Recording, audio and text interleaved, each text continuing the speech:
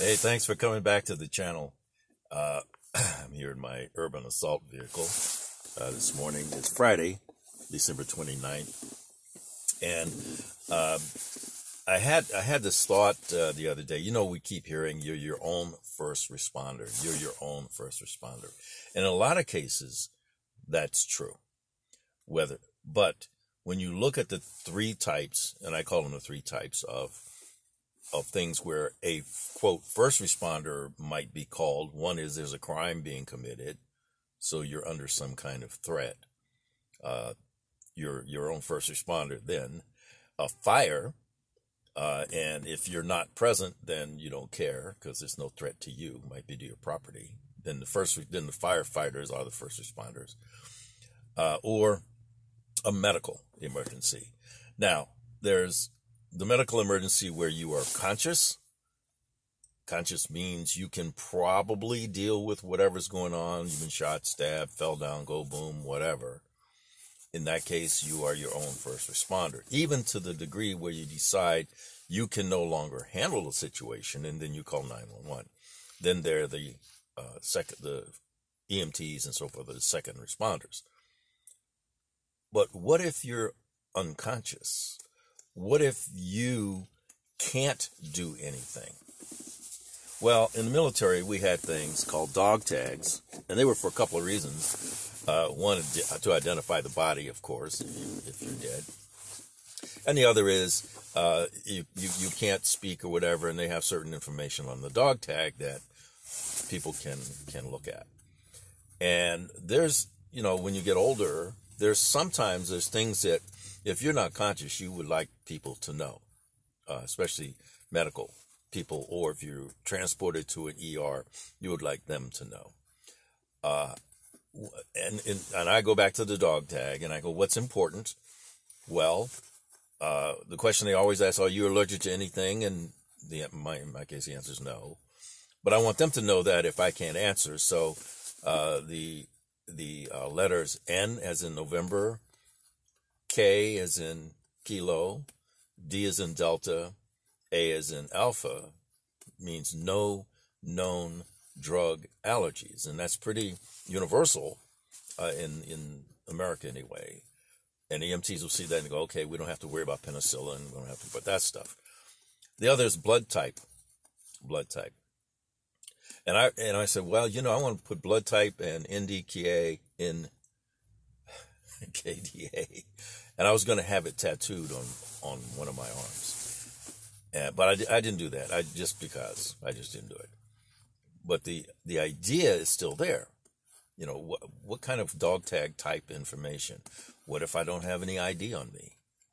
Who are they going to call? Well, so I thought, okay, what? And then a relative of mine, who is retired military, retired police, and all that, showed me a thing that she had, and I went, "What? That's awesome!"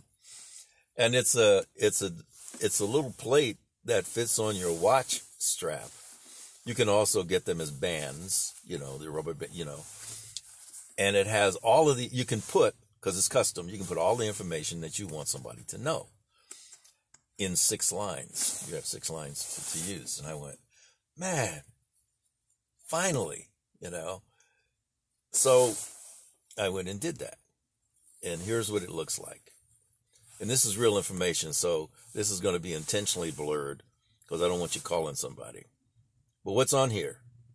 Well, instead of name, rank, serial number, it's my name, the city and state that I live in, and 3 contact people and their phone numbers and their relationship to me on the next 3 lines. And then finally, the last line is the health information, and that's no known drug allergies, O positive, and then because I take anticoagulant, I don't want them screwing me up, right? And I bleed out somewhere, So I have the word anticoagulant as part of the last line. So everything, if I'm unconscious, that's all they need to know. Then get busy. And I thought, well, And then I said, well, wait a minute, let me add this other piece, which is called a badge. And that's a medical alert, the universal medical alert symbol that you can get from these guys. And so now I have the information. Hello, pay attention. There's something here you need to see. And life is good. So that's one thing off my list. Now, the place if you like this idea, you can get them from Road ID, all one word. It's ROADIT.com, roadid.com. And they got all kinds of cool stuff. But this is the one that I wanted. You can customize the metal type. You can customize how many lines, all of that. And now I am my own first responder because I've given the information to the people who are going to come next if I can't speak for myself. And if they have questions, there's 3 people they can call. One of them is an ex-ENT. The other is a doctorate in nursing.